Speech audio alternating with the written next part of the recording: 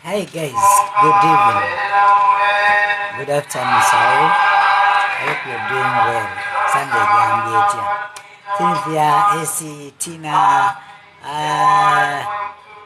Nyanja Hassan, Tina, Wells.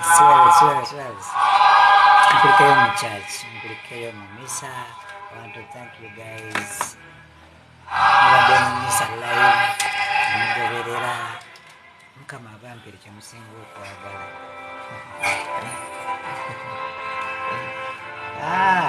Let's jazz. If you can, weyala kujja tukubaganya ebirowoozo.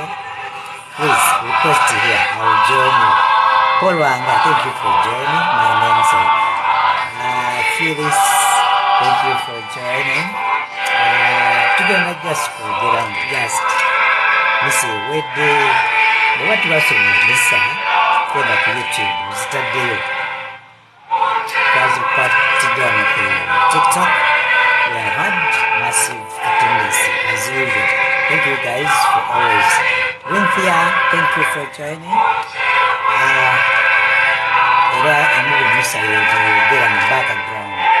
So you guys, thank you for being here and being with us in Mass. Thank you for being with us in Mass. And the only time you have on earth to thank God is the time you can say, you can be in Mass. Shibuli. The name is Shibuli. Thank you for joining. Dorothy. Thank you, my dear. 57 user. Thank you, guys. Like I was saying, obudde bw'olina ku nsi bwe obudde bwokka bw'olina okusoma okwebaza Katonda otya ng'oli mu misa ng'obeera mu mulimu nga ye Katonda omanyi yetalente akasi kumuwa ke kano koteekamu okugula data naye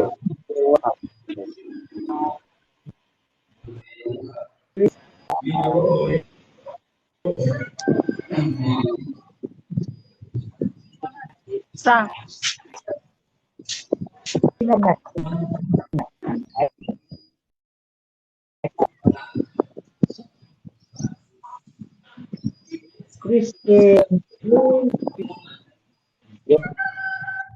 super saying how you put it here so the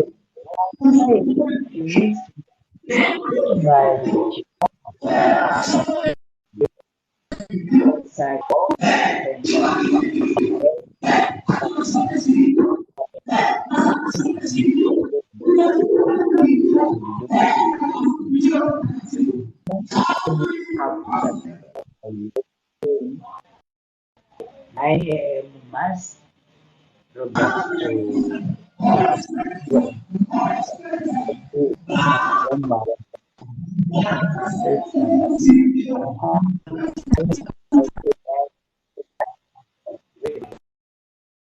now I'm going to get you off. Why? Some noise people are not getting from your background. So I was saying I live stream the 9 a.m. Mass that is always facilitated by one of the priests at Christ the King and sung by evangelical choir. It is always in Uganda. So after that Mass, I bring another English Mass at 11:20. Why? Most times there are these minutes that are laid somewhere, somehow. You get? And after some time, and we end up in, but the Mass should have started at 11. But normally, we have it at 11:20. In English, it is chaired or facilitated or sung by Franciscan choir, the vocalists. I am saying that, not that the other people don't sing well, only that as I joined Christ the King Parish, way back in 2012, yes, 2014, I used to attend their Mass and they could inspire me Remember, I used to sing at my prayers, St. Augustine Chapel, with the St. Cecilia Choir. From St. Cecilia Choirs, I stepped on the altar and I go Omuweereza Misa. So when I came to the field, Namaze University, I took it out to Christ the King. And you know, endala natendinga nga ssaawa ttaano yokka nga bayimba era naawe bw'onojja go to my YouTube bw'onoowulira ennyimba gye bayiba ne passion gye bateekamu. These people every Sunday is their concert. Yeah, that's it. Go and judge for yourself. So misa ya ssaawa ttaano ndakiika abiri ebeera ya Lusongo. So if you didn't enjoy the 9 a.m. Mass in Uganda, especially those foreigners who are my friends in Kenya and other countries, please, you can attend the English Mass with us here live on TikTok at every Sunday. God bless you. I want to hear from you. Team single. Why? You're single till when? Get some time, ask God to bless you with that person. Unless you want to celebrate what they call celebrate life. Is that what you want? You team singles? Fantasy, mtinguzi, wasi watachisha. I can speak with Nyankole, not that I'm one, but I grew up in an area where many Bahimas are, many Ankole people are, many Bachiga, Navasha Gambo, Chiga, Ojiremunda Kavari. So, thank you guys, Lynn, Lubega, Sibeka, Obla Bugambachi, Likai, Wagenza Komukedozia. What did I know? What Wagens of Sarah? What Wagens of Soma? Hey, Osigazai, Mrs. Ekaunges, we began. Genda ku YouTube channel yange misanzitaddeyo ey'essaawa 3 eri mu Luganda, ey'essaawa 5 ekikaabiri eri mu Luzungu. At least have some time and talk to your God.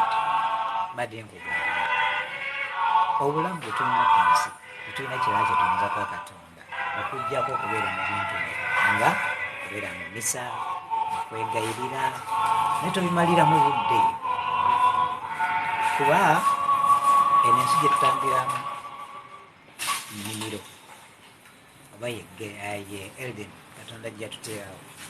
So olina okumusinza n'omwebaza n'ogenda okukola. Ono bamise Dori. No, I held one. Yeah, it's called Nandonori. But this one is called Nandonori. Okay, thank you for joining. Promoter Gift Pro. Thank you guys. The message in the background or some of the voices in the background is one of the masters I've already uploaded in my YouTube channel. Please jazz me. It's jazzing time. What has not inspired me last today? Church against I was recording the 11 a.m. Mass. I was live streaming. Some of my clients called me. And you know what? But like, I'm always alert. It took like 1-2 seconds to switch him off and the mass continued without any interruptions. So, China wechinkoseza amaanyi ngamba omuntu ono akimanyi kuva ku makya paka ssaawa 6 mbeera ku kereziya nina okuweereza Katonda Sunday. Sera Kola. Brenda, thank you for joining. Dino. We had one of my uncle's daughter, Namata notice voice. Katingiri yali akavaika mutawa mchanta ngaza okusomera mukyalo. Ejjanga n'ebbaaga omanyi ziri bbaaga ezabeerangako ekigambo Dino exactly the same with query byokozesa. So bonna byerinnya lyo. I remember those years in 1997.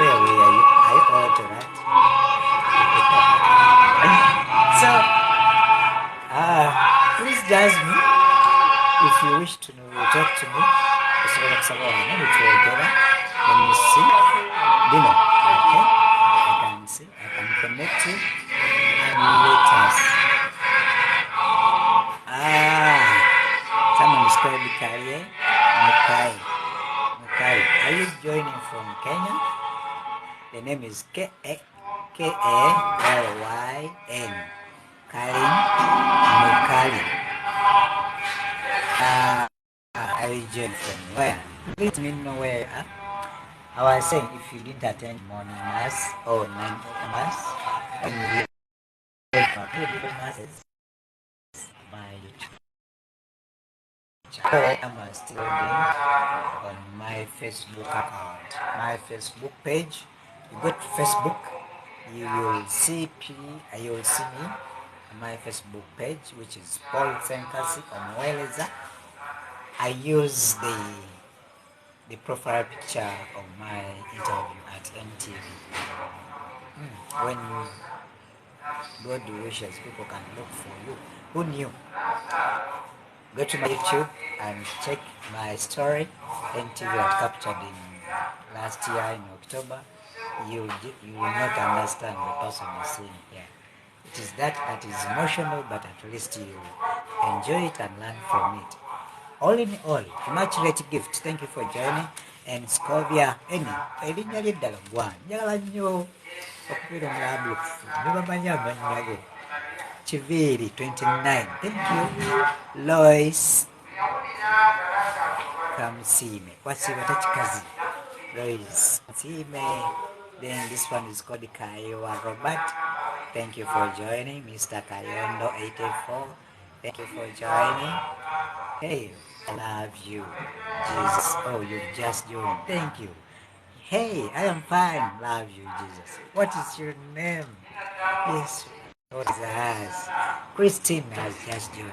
Thank you. I love you, Jesus. What is your other name apart from that one? Go to my Facebook. Go to your Facebook handle or where you search from. Type in Ssenkasi. You use double S. Enkasi. Paul Omuweereza. Omuweereza is where there is double E. My name is Atkwatse. Hey, niwe Atkwatse. Wasiba Tachikazi. Oli omushiiza ninga oli omukyala. Oli omwisiki.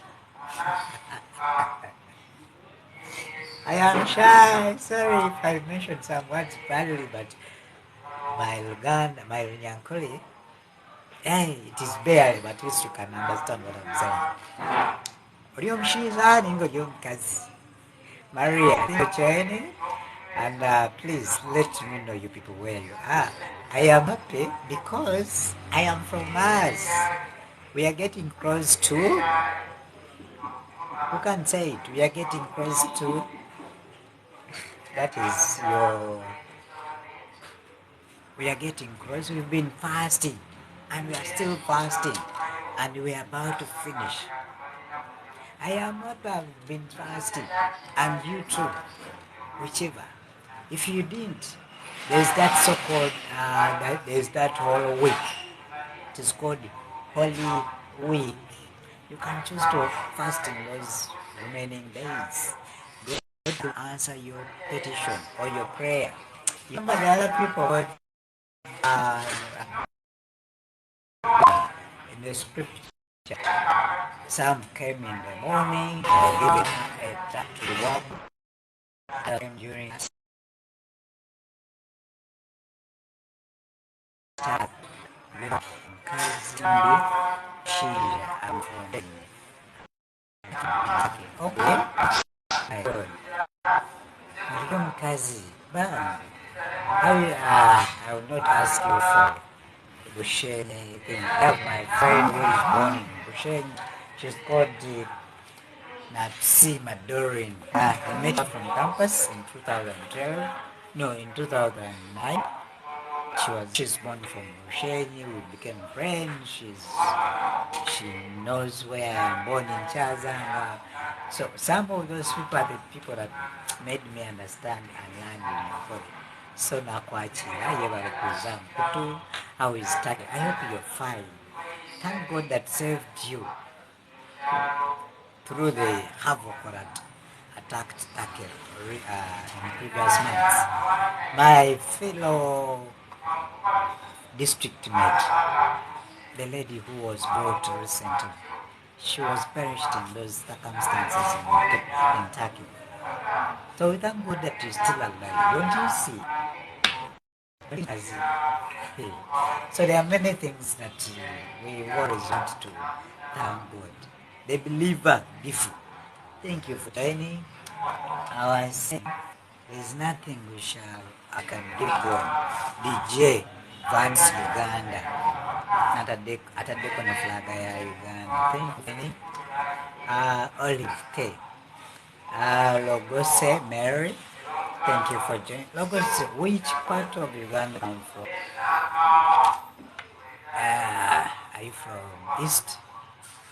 Jose, thank you for joining. I was saying, if you missed nice, get onto your Facebook account, searching my username, Ssenkasi. Let me even type it here. You can have an exact spelling.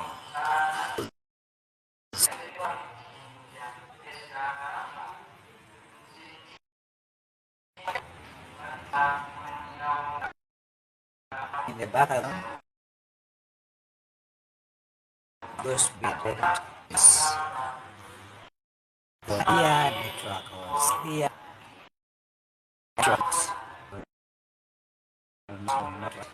You'll not.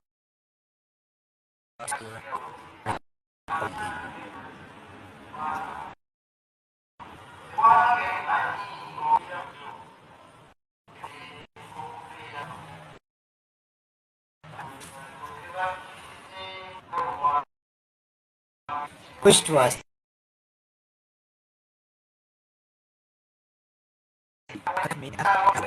Bahia Nakau Bahia. Salam alaikum. All young my friends in the East who went there and acquired Muslim names. Aisha, she's in an Arab country. I know if I attended the yes, she told me until she said let me see. She said she's Christian, right? I'm not forgetful. Yes, I'm born in Bamnanika, in Ruweo. So Bahia, I am Muslim, Nakabubi. That one I know that you're Uganda. Yeah, Uganda to Jadu get a word again. Osobola n'okuntuma ewa bubuusa zero. Osobola okumbuuza. Some of my friends in the UAE abaire benyina ku TikTok most times bwe bakuba enamba tebasobola babeera n'abantu beboogera nabo mu maka g'ewaabwe kati most times bw'atuuka omunoonya ku WhatsApp nga tamufuna. They come to my online account and want testing a call, please call my sister. She's in Ruwero. I am trying to reach out to her. She's not. Please call her and tell her to come online. I normally do that. That's the little I can do. Yeah, but with my research, I have to find out that you're the right person in a temper buffet. Because I did criminology at Macquarie University. You cannot fake me. Trust me. You cannot. I did criminology.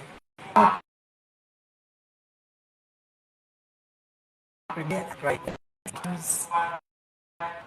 And all those, but that's my question right now. I am in 331. Emirimo twagisaba twagisoma kuki twekudde wali. Use your own head. Use the profession you studied from that institution, that university, that mukudde buli bagitanga mu tteeko technical school. Omulimu oba tonnaba gufuna. Use them. Same knowledge. Prose, thank you for joining. Use the same knowledge to do what you can. Why? nseyokya ate eyokya nnyo nga tolina kyokola. Trust oba oweerumirira oba weesaasira oba omukyoluko oba oliyokya kwano gwange abantu tumanya ekigambo gavumenti etuyambe tekitegeeza nekibe kireeta ojja kuyimuka omanyikookola nze mpeereza mu kereziya naye obudde bwa misa kasita bubba you cannot get me in church doing what I have asked God to come and bless me and I get some work to do ate nsigale mu church ojjukira abagenge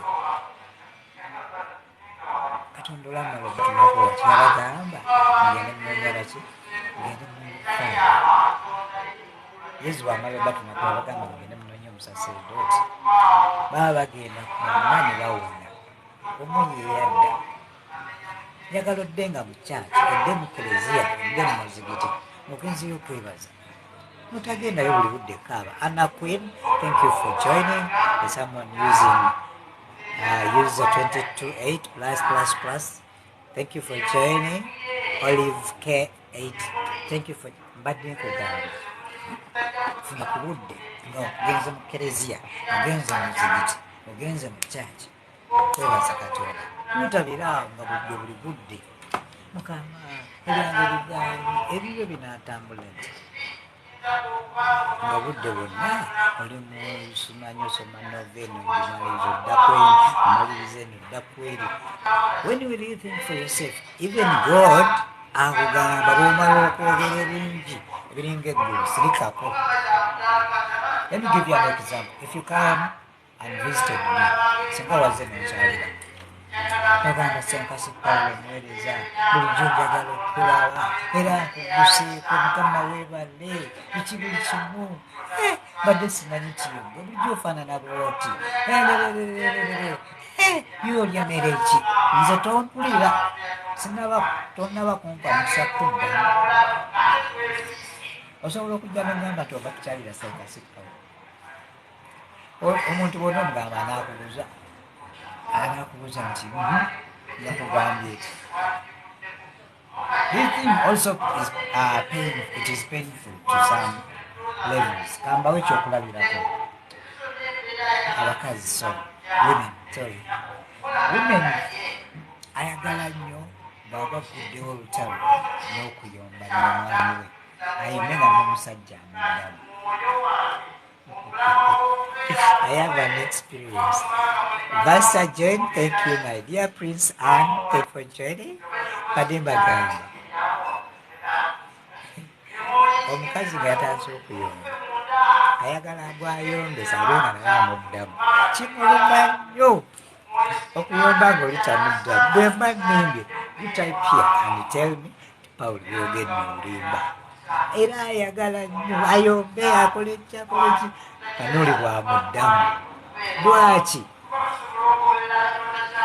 onaalya noonaalya yemmere eyo ekolaki ewooma.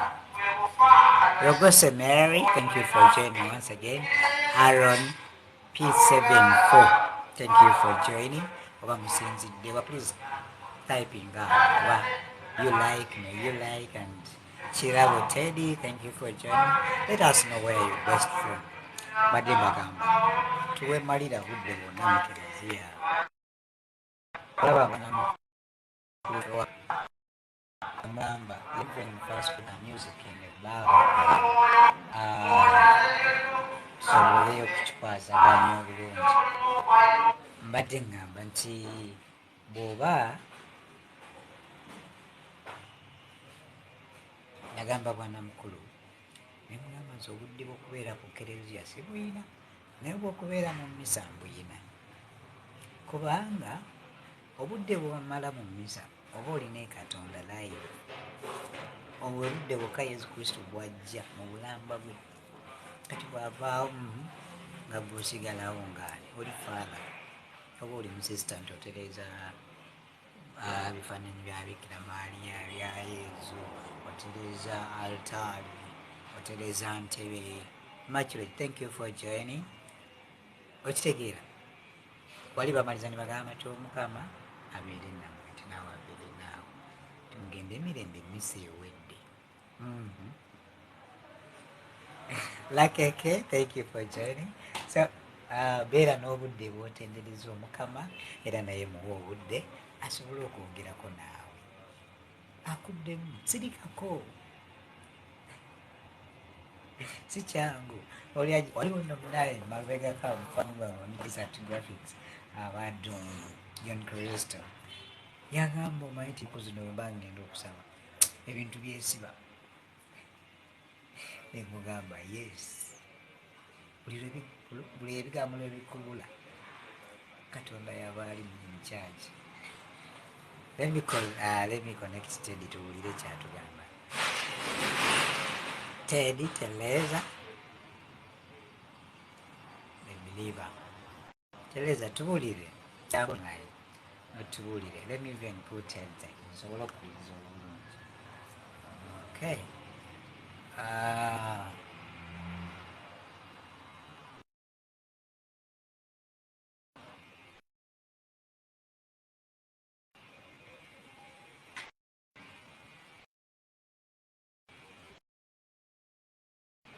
So n'obudde bw'okwasaganya mu mirimu gyo bubeemu naye osobola okwetereza Mukama. Mulimu okola omuweereza bwa Katonda.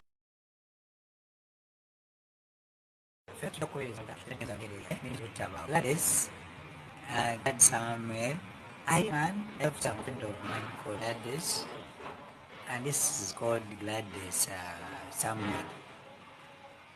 Samuel and Gladys. Yeah, Ombuzabuziza Mawukwan. Monly, thank you for telling me. Yes, you're free to tell me or to tell us what you wish.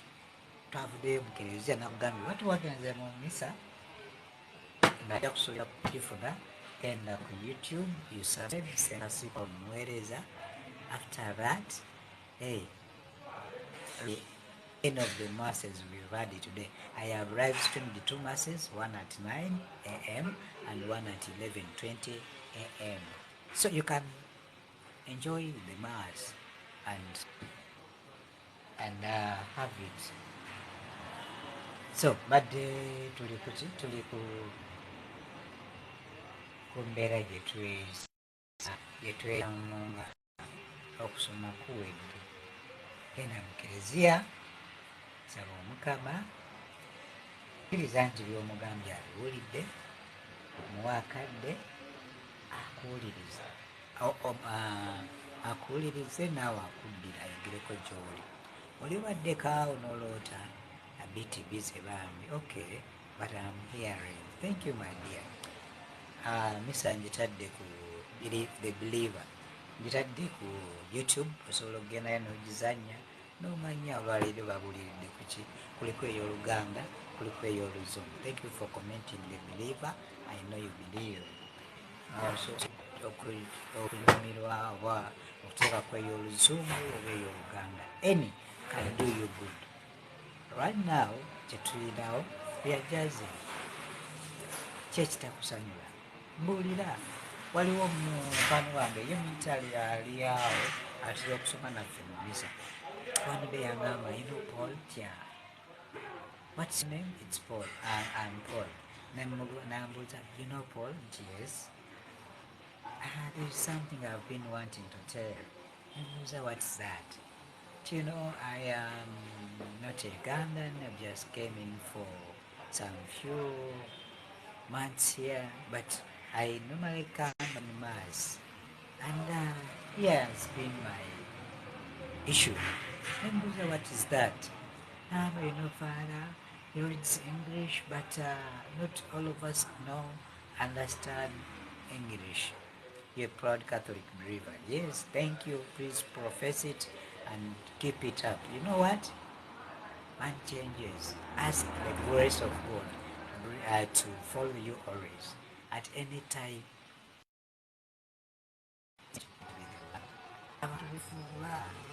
Twali mu high school, Abaisiraamu bakyusa Abakatoliki naye nga kiba naye nga bafaayo. Gokyuka ddi beera na different functions ez'abasiraamu nga batuyita nagayo engwa sapule yange teyibagula so if you Catholic love it, please may you continue to profess it. So madam, this gentleman when father is taking the gospel, he uses a lot of English. But tell him just to slow. Continue. Wagira bani yo wagira ki. By the way, eno weekend tulinayo omupiira. Oba bali mu international matches. Era omupiira gwasirusiina. Olina okukwasaganya ebintu bino ensi eno ekunyumire. One, olina okwebaza Katonda n'okumuweereza. Ekirala, obulamu bw'ensi olina obubeeramu. Kubanga bwe bali kubuuza mu nsi wakolamu ki? Bwenyumya ki nti nabeeranga mu kereziya mukka. How do you live outside? Abantu kyetaaga ne bakumanya ebweru n'emanga nga omuntu akwesigawo ekyo naye gwe nobeera wamukakuludde bw'oyogera ebiringa buli manyidde mukyasi olina akafuna twafa dda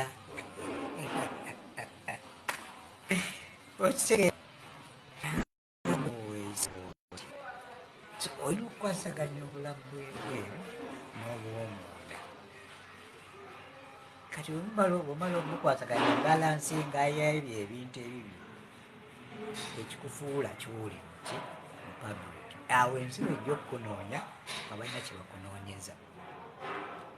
Rose 741, thank you for joining.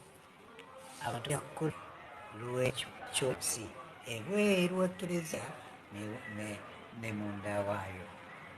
So that tumukuratire obed. Thank you for joining mukwana. Olopali agenda mpya.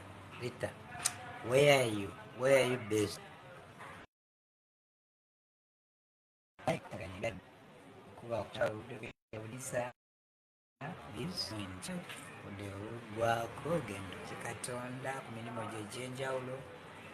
Na luno olunaku lw'Esande bagambira nti olongosanga olunaku lwa Katonda. God first.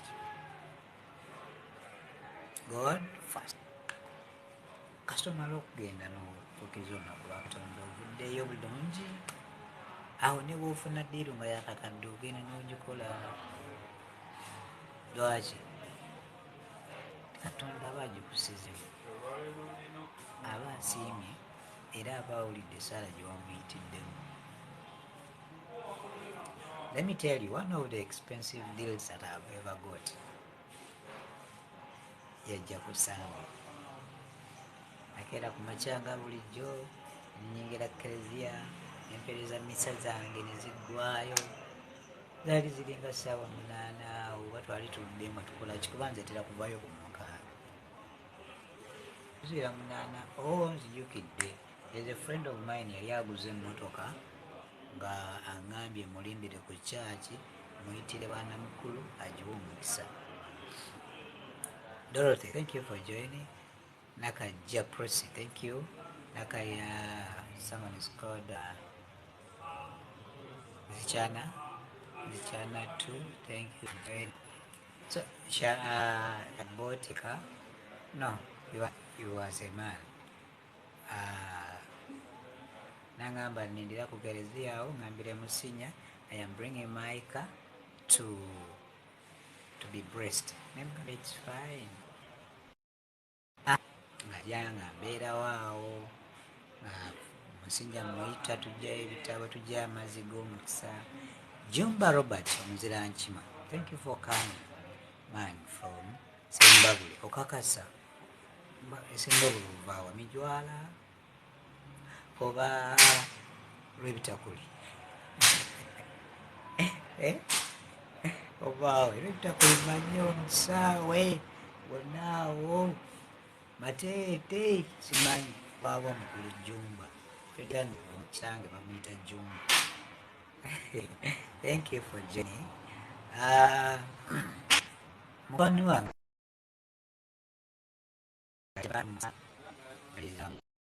siŋasiibula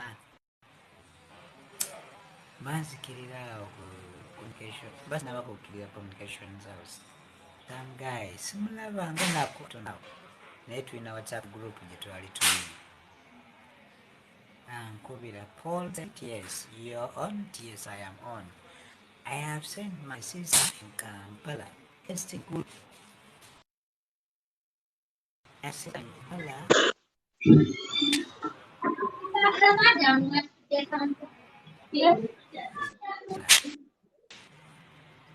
Hello. Please speak to me. Hello, my dear. How are you? I'm here. Sorry, I'm at work. It's fine, it's fine. Amanya ogyeko gagenda banzikyala. Wanzi? Erinnya ly'eddala gwani ng'ogyeko lino lyenda nzinattu. Mata. Wanzi sebo. Nase ze basalirakkirira wansi. Leva eddako wansi. Mata.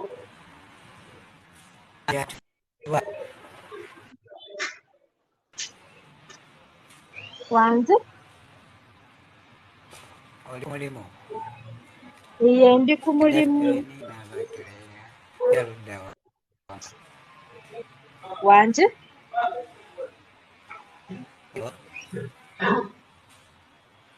Nkolera Nakasero Hardware City.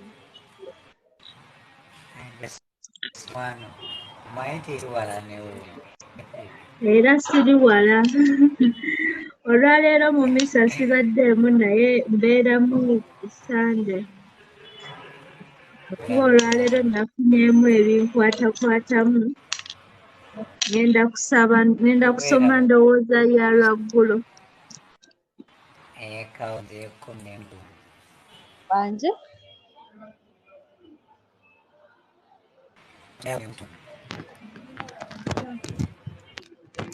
Intanenti y'omu kizimbe yonka.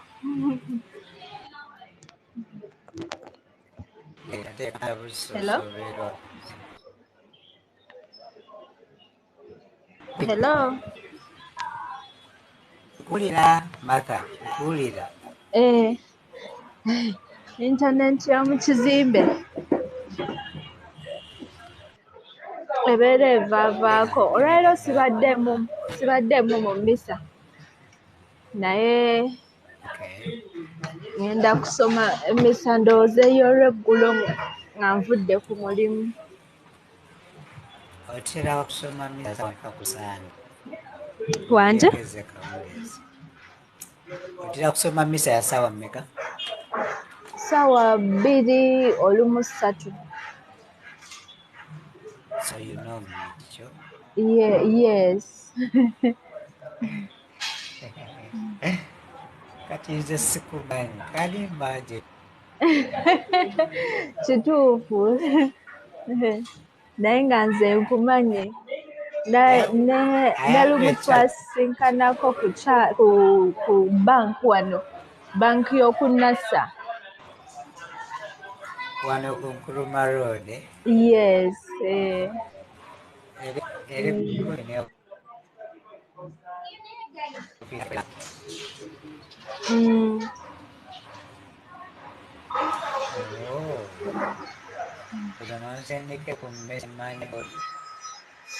Wanje? Tosandikirayo ku WhatsApp message nangakolera. Ne ceramics. Kale naye nina ebireekaana mu background. Thank you for coming live. Kale. God bless you. Bless you too. Mekanya. Enjoy your time. Oyina change. Wanja? Owebiri. Sina mutwalo naye kano.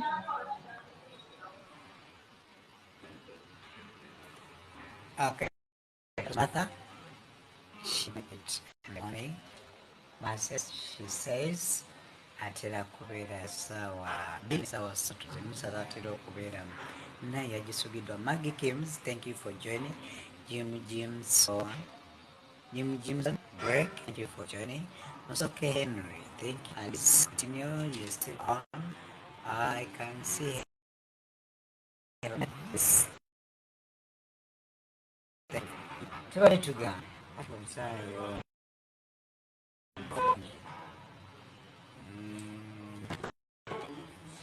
mbadde ngamba nti bwe tubeera mu mmisa ke kaseera kokka ke tuyina okuweereza omukama oba okwogerako erina omukama. Yesu bwe tufa bayinza otuteerayo ebitambiro bya mmisa naye ebitambiro bye weesomedde nga bw'omuntu kyekyomugaso kyokka kyolina. Ate mukama awulira nnyo omuntu. Nze nyina polisi mu bintu byenzenkola siri mukulu nnyo ate siri muto, so I have a policy. Tiwe mba njagala kankolese bano erinnya ly'omuntu. I hope tunabanyiiga fi nava kelea. Let me use on Martha. She knows Martha. Atugambe manjagala okuvewa Martha. That is if Martha ayina big office gyalimu, ayina abantu secretary, under secretary, babiki protocol ezo nga bwe muzimanyi. If I need that person and my intention is to tell Martha yekka yennyini gwenyina okukigamba, bana abalala nsobola okubabuuza cause you don't have to undermine people's levels. So ojja n'omugamba nkulamusiza nnyabo oba nkulamusiza ssebo nomugamba ki that alina buzibu okusindika wa mukamaawe.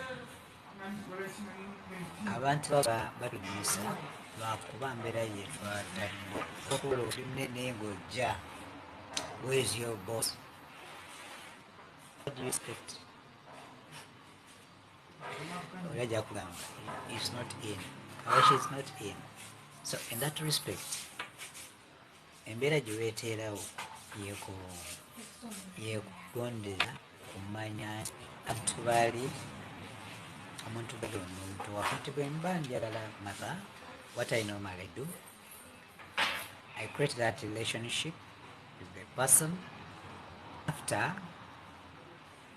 I ask politely, ways or is Martha around? You let me know yes or no. Just imagine if you are the one and I've had that one-on-one conversation. I'm not undermining your position as under secretary, PA. Would you deny me an opportunity to speak to your boss? So most times they end up letting me in. Kati awo ate omwana ayinza n'okubuuza omwagazi ati ntaamu naye badde nina bye njagala omugamba biri personal. Okay, so n'ogenda olumugamba omutima gukoze ki okutudde wamu. So in the same way obudde bubeera mu misa obudde bwosobola okwogera ne mukamaawo Katonda wonfuna. So don't hesitate to be mass if you can. If you didn't attend, I've already uploaded those masses on my YouTube channel and my Facebook accounts. You can still find them there. We are live on TikTok and we had over 300 people live online following the mass. So we thank God for the data you spared. Niweteekamu sente za data. Okay. I am about to sign out. It is coming to 2:30. I think we have had good jazz. If you wish to send text, here is my number. You can WhatsApp me.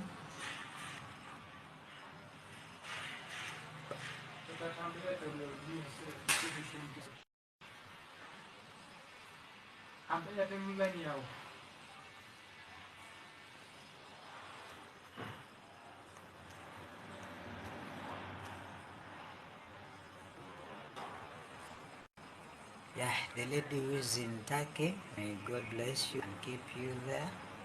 And those in the UAE, your challenges are known by God. May He protect you and bring you back safely the way you were.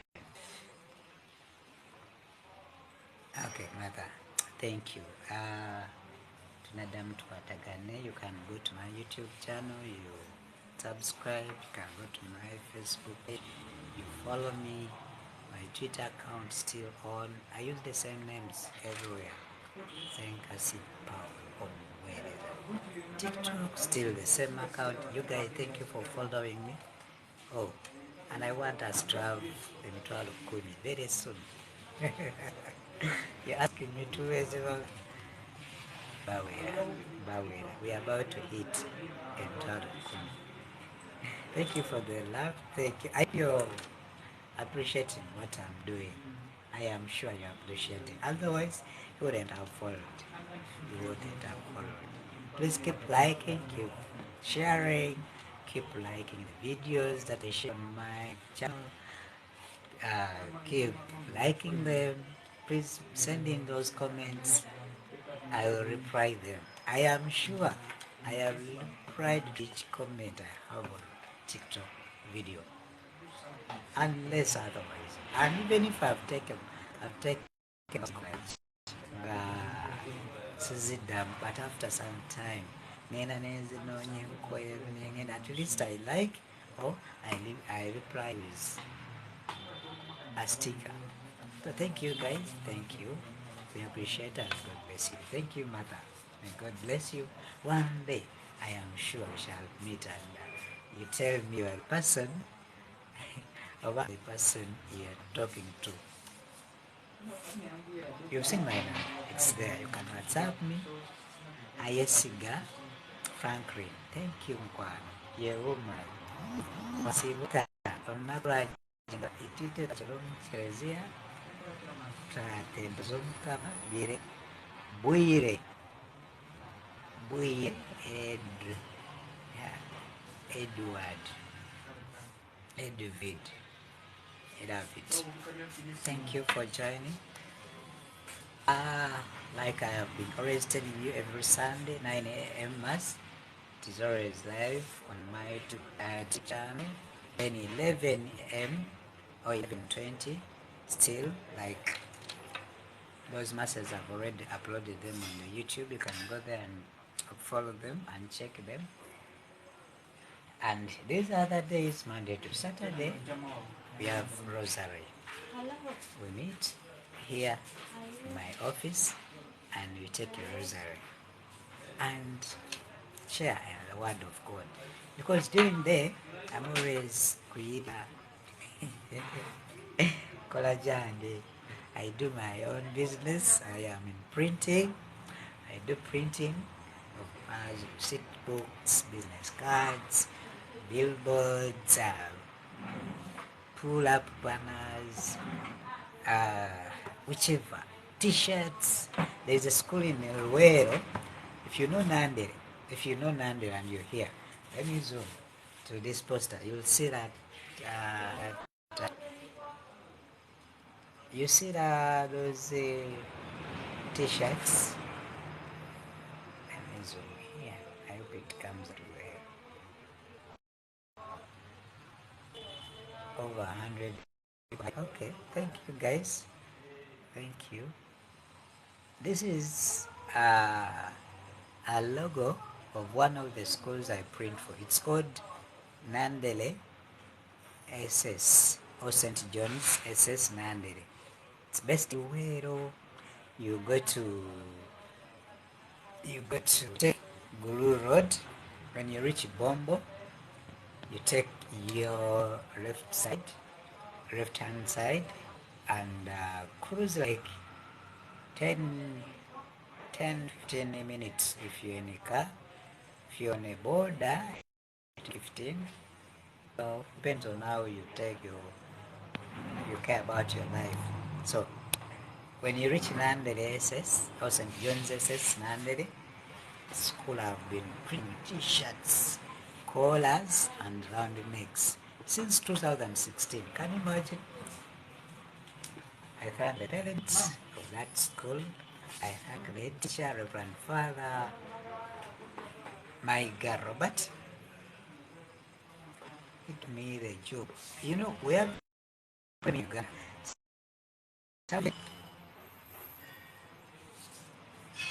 you sell things, Martha. Yes.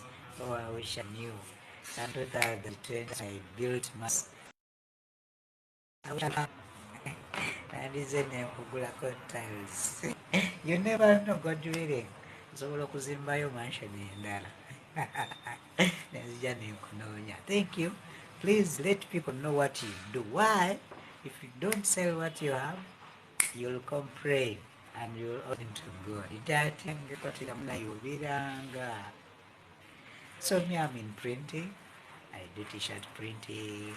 I do caps. I do whatever. Like every kind of branding I do. This is our office. We are registered as Marie Depot. Yes, next time. Yeah, next time. I have some guys in Akaselo who connected me. Nibamuza tiles. That's really wange. I'm a resident in the here. So I wish I knew then. You never know. Next. And we are registered as Marie Depot Solutions. Marie Depot. I invoked the Holy Spirit, and gave me that name. In that Our Lady, Mother Mary, intercedes, and Saint Paul, my patron saint, also intercedes. Also, my wife is called Maria, but the name is called other than her. I started printing from my room. At Makere, I had a single room in Livingstone Hall. So that's where I started printing t-shirts from. Because art was my best subject at all levels. Bakuba nti Makerere tebamumba ne ngamba nja kusigala mukola. Nensigala nakola printing mu room yange B12 nkyagijjukira. I even had its key. So nakoleranga omwo abayizi ne bandeetera ku t-shirts bwabwe balinayo bu birthday ne mbakolera t-shirts ne mbateerako ebifaananyi ne mbateerako ebigambo birthday queen, birthday king, birthday, birthday squad, ebintu ebyo bwe bityo ne mbibateerako ne bagenda banyirira ne bagamba yes ekitukoledde ne banyirira. So when you go to Facebook, you will see again my page, Marie Depot Solutions, printing services. Eyo mutujja okuba tukozesa logo ziri. Check this. Let me change this this camera. I show you this. Tuwerabira nti tuli mu kumaliriza. Tuwerabira. You see that logo?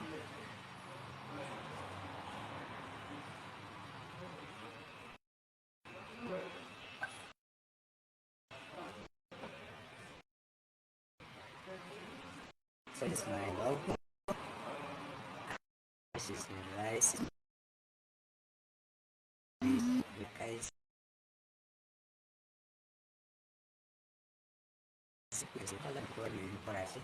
so we have this education service in Bureau.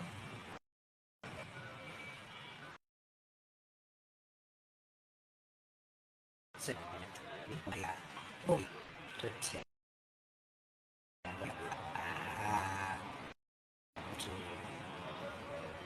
So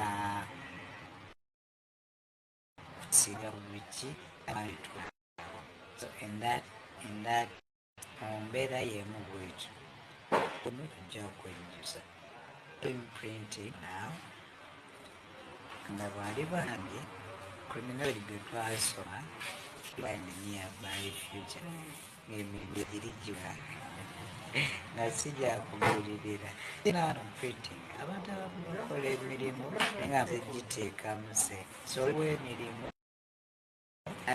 nyumva bukadde bubiri naye akadde kamu kange okay bwebanga yenzikirizanga gye mutuuseeko naye nga toguguze collection is not wamugweba mpaka ndi mugwana.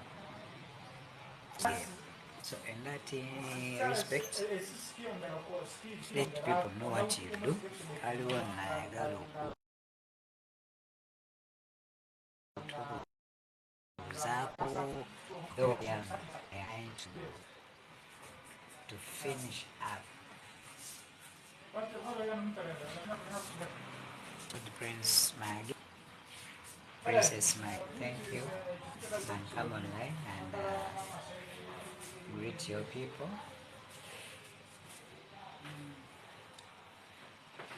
Jose Sev, thank you. I am signing out. May God bless you and keep you strong. We meet tomorrow here with the Rosary. And because Mukama wa never asoboleseza the nearby future. Kasa tuyingira Kelezia and Tente. One live.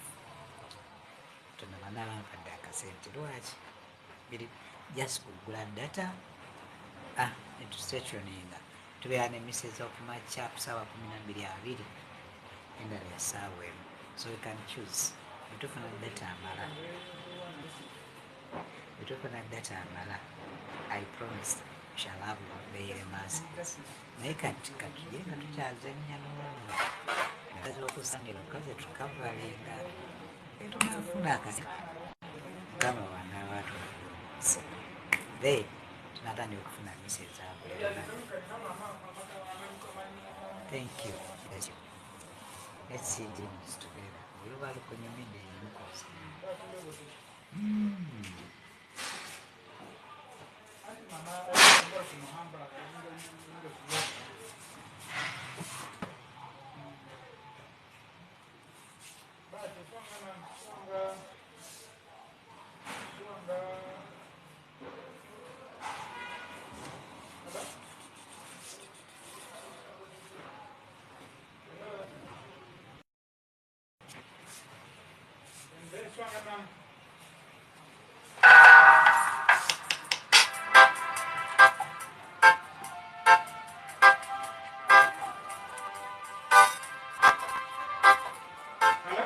Hi, Fortunate. Thank you.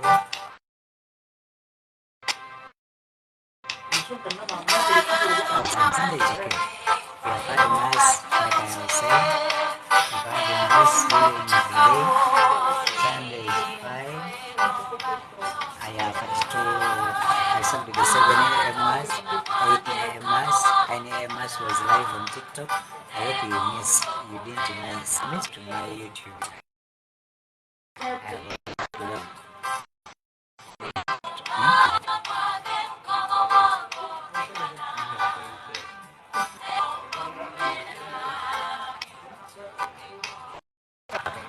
Speak to me if you wish. I love every mass. So I moved out again. So this class tonight. Hi. Paulo gamba otya? Ni bulungi. Webale kuweereza.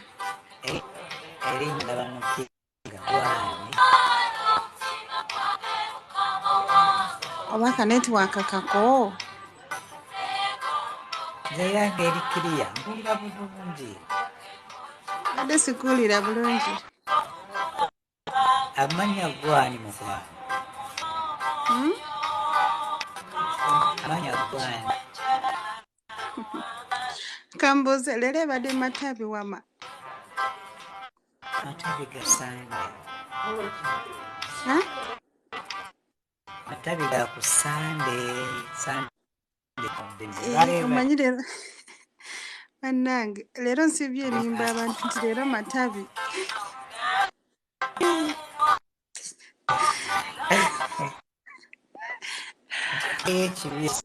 Olaba Pawulo obutuufu obeera mu kiyumba n'owunga wallahi leero mbadde mmanyi ye matabi.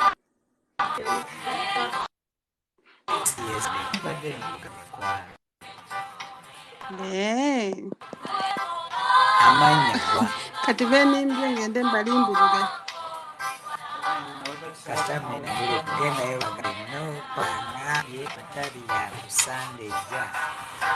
Okay, nkitegedde. Oshuwa mbadde mmanyi leero. Ye mukwana nasiibye. Wanje?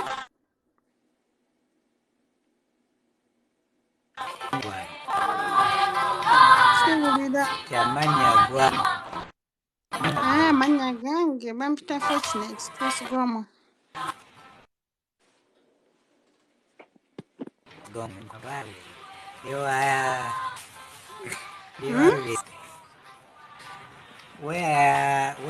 Which part of Uganda do you come from? Uganda?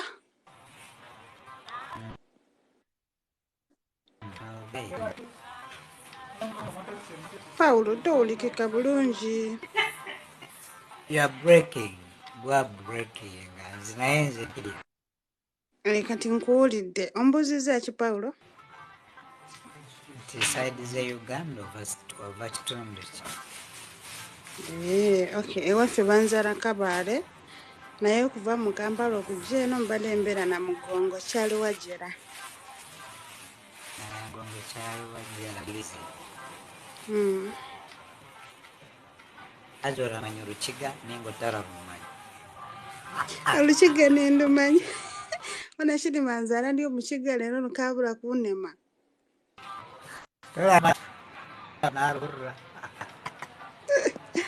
Okay. Ndi Omukiga wennyini. I just know that I'm not part of that city where Peter weyo mimi nayiga. Lindako oyita ewaffe Kabaale n'oddawa. Situukayo mu kakuma wano Kyazaani. Totuukayo naye era olumanyi. Naluyiga. Omuntu tasobola akubba. I cannot, you can't. Akakunjira ndio.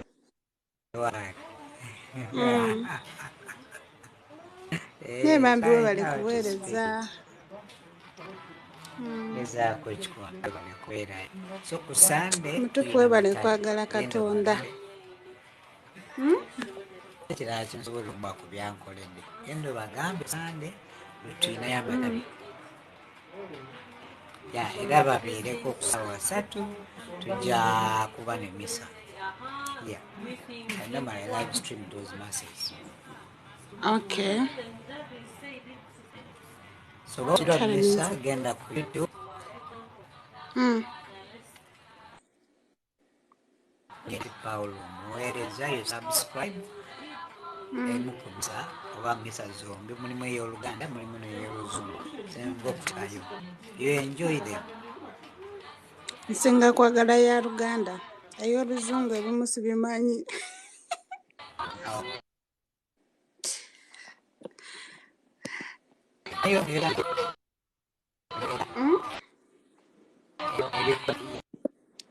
Mu butuufu neetiwankayo Pawulo.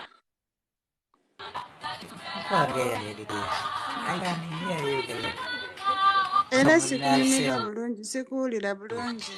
Nfunamu kimu. Get WhatsApp. Sindikira message kuweereza initials. Nkusindikira ki? Message.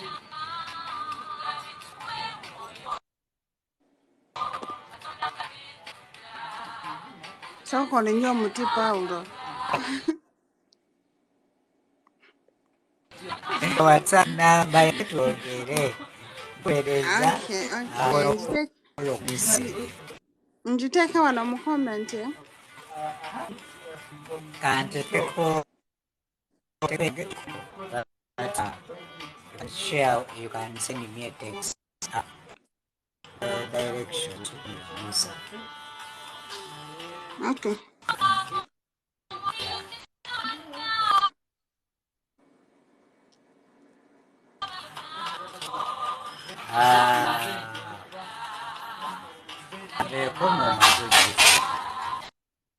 Hmm?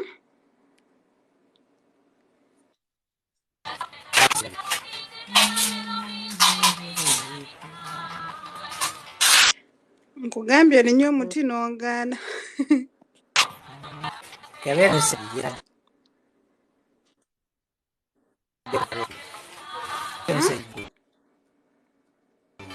Comments.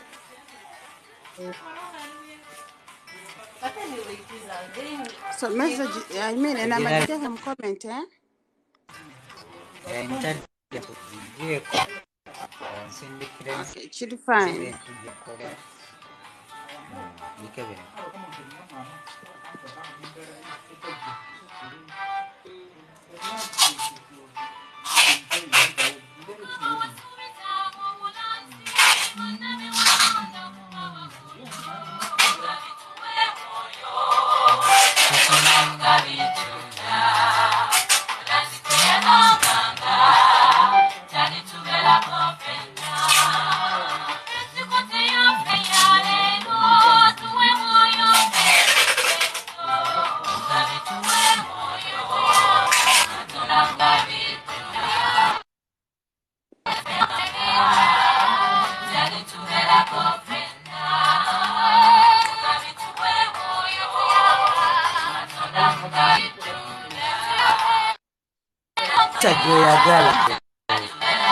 YouTube Lisa Yoranda YouTube YouTube, eh?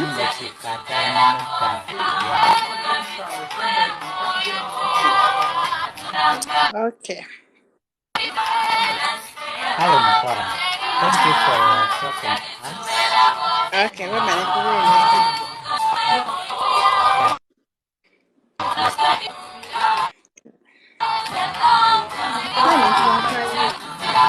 Njagala kumisa ebyobugulu abantu bamuweekedde.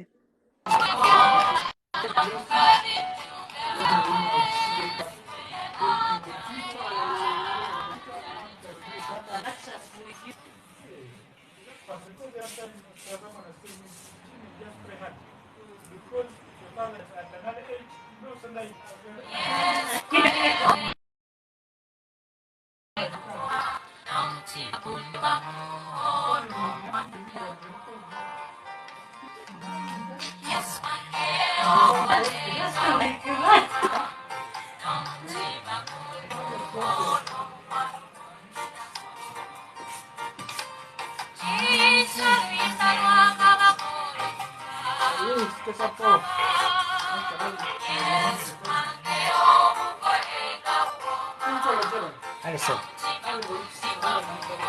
Maliriza.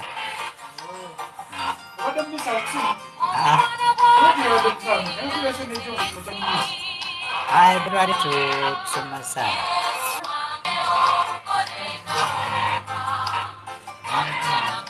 Guys, have a good evening. May you be blessed. We are meeting tomorrow at 8 plus. Thank you. God bless you. Go to YouTube, go to Facebook, search for my name, Ssenkasi Omuweereza, and you follow me.